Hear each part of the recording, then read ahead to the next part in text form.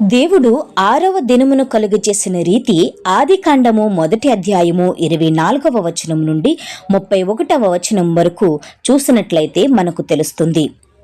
27, 28వ వచనము ధ్యానం చేసుకుందాం. దేవుడు తన స్వరూపమందు నరుని సృజించెను, దేవుని స్వరూపమందు వాని సృజించెను, స్త్రీనిగాను పురుషునిగాను వారిని సృజించెను.